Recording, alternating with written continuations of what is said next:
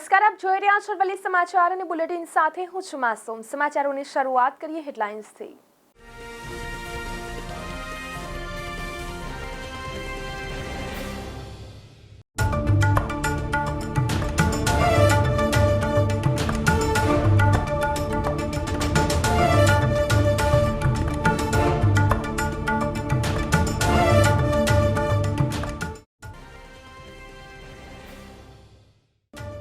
ધોરણ 10નું record break 83.08% પરિણામ। દીકરીઓએ બાજી મારી। ગણિત વિજ્ઞાન ગુજરાતીમાં સૌથી વધુ વિદ્યાર્થી નાપાસ। 3 દિવસથી આકાશી આફત, હજુ પણ રાજ્યમાં 11 મે સુધી ગાજવીજ સાથે વરસાદની આગાહી।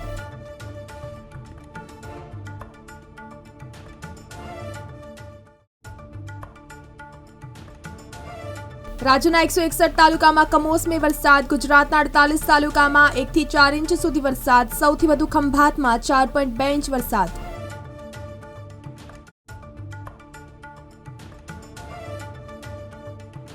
ઉમેદવારો ઓનલાઈન અરજી કરી શકશે। ગૌણ સેવા મંડળ 104 સિનિયર સાયન્ટિફિકની ભરતી કરશે।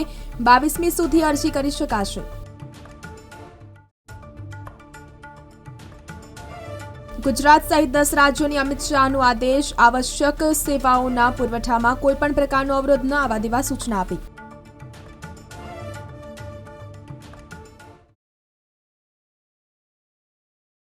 છોટાઉદેપુર જિલ્લામાં 2 દિવસથી ચાલતા કમોસમી વરસાદને લઈને મનુષ્ય તો ઠીક, પરંતુ પશુઓને પણ ભૂખે મરવાનો વારો આવ્યો છે।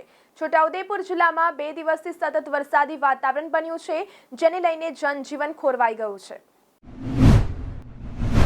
ધોરણ 12 સાયન્સમાં શહેરના 6000 વિદ્યાર્થીઓ પાસ થયા છે। MS યુનિવર્સિટીની સાયન્સ ફેકલ્ટીમાં 1500 બેઠકો પર પ્રવેશ પ્રક્રિયા કરવામાં આવશે।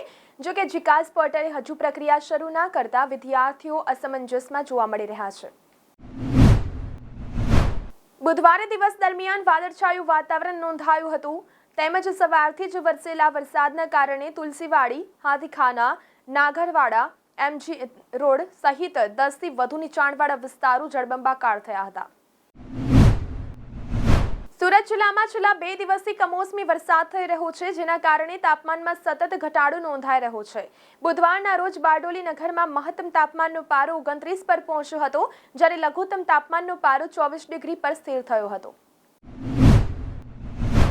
સુરત જિલ્લામાં સતત 3 દિવસથી કમોસમી વરસાદને કારણે સૌથી વધુ કેરીના પાકને નુકસાન થયું છે, જ્યારે બીજા નંબરે તલના પાકને પણ નુકસાન પહોંચ્યું છે। ઉપરાંત કેડના પાકને પણ નુકસાન થયું છે। કેરીના પાકમાં અંદાજિત 50 હેક્ટરમાં નુકસાન હોવાનું જિલ્લા ખેતીવાડી અધિકારીએ જણાવ્યું હતું।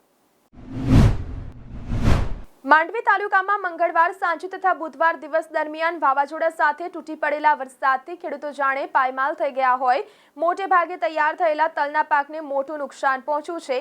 ઉભેલા તલ જમીનદોસ્ત થઈ ગયા છે।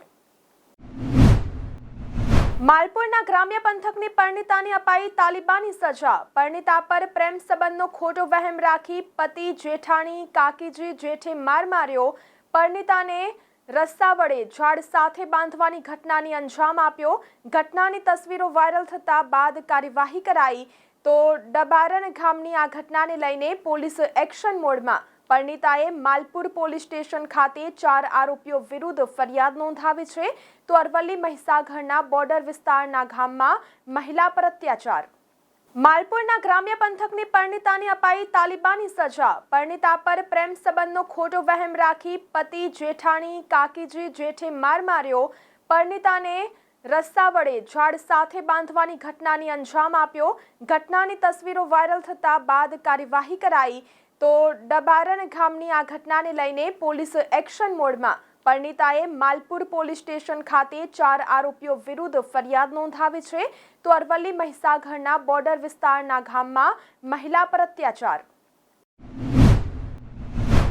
ગુજરાત બોર્ડનું ધોરણ 10નું આ વર્ષે રેકોર્ડ બ્રેક 83.8% પરિણામ જાહેર થયું છે।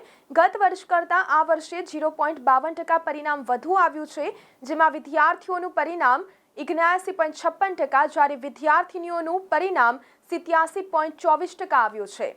દીકરીઓએ દીકરાઓ કરતાં 7.68% આગળ રહી બાજી મારી છે। એક સાથે 3 upper air cyclonic circulation system અને ટ્રફ લાઇનના કારણે રાજ્યમાં છેલ્લા 48 કલાકથી વાવાઝોડા સાથે વરસાદ થઈ રહ્યો છે. મંગળવાર રાત્રે 8 વાગ્યા સુધીમાં રાજ્યના 103 તાલુકામાં 1 મીમીથી લઈ 6.5 ઇંચ સુધીનો વરસાદ ખાબક્યો હતો. ભાવનગરના મહુવામાં સતત 6 કલાકમાં 6.5 ઇંચ વરસાદ ખાબક્યો હતો. ગુજરાતમાં છેલ્લા 3 દિવસથી કમોસમી વરસાદે માઝા મૂકી છે. બુધવારે સાંજના 4 વાગ્યા સુધી રાજ્યના 161 તાલુકાઓમાં કમોસમી વરસાદ ખાબક્યો હતો. કુલ 48 તાલુકા એવા છે જેમાં 1 થી 4 ઇંચ વરસાદ ખાબક્યો હતો. સૌથી વધુ વરસાદ આણંદના ખંભાત તાલુકામાં 4.2 ઇંચ અને ભાવનગરમાં 2.99 ઇંચ વરસાદ વરસ્યો હતો. ગુજરાત ગૌણ સેવા પસંદગી મંડળે 105 જેટલા સિનિયર સાયન્ટિફિક આસિસ્ટન્ટ ક્લાસ 3ની જગ્યાઓ પર ભરતીની જાહેરાત કરી છે. સંબંધિત વિષયોની અનુસ્નાતકની ડિગ્રી મેળવનારા ઉમેદવારો કે જેઓ માતૃભાષા કે હિન્દીમાં પ્રભુત્વ ધરાવતા હોય, કમ્પ્યુટરનું સામાન્ય નોલેજ ધરાવનાર ઉમેદવારો 22મી મે સુધીમાં ઓજસ ઓનલાઈન પોર્ટલ પરથી અરજી કરી શકશે. પાકિસ્તાન પર એર સ્ટ્રાઇક પછી કેન્દ્રીય ગૃહમંત્રીએ 10 સરહદી રાજ્યોના મુખ્યમંત્રીઓ અને મુખ્ય સચિવો સાથે સતર્કતા અંગે બેઠક યોજી. વિડીયો કોન્ફરન્સિંગ દ્વારા યોજાયેલી આ બેઠકમાં ગુજરાત સહિત 10 રાજ્યોના સીએમને અમિત શાહે સતર્ક રહેવા અને હોસ્પિટલો, ફાયર બ્રિગેડ જેવી આવશ્યક સેવાઓના પુરવઠામાં કોઈપણ પ્રકારનો અવરોધ ન આવવા દેવા સૂચના આપી છે. તો આ સાથે બુલેટિનમાં અત્યારે બસ આટલું જ. નમસ્કાર.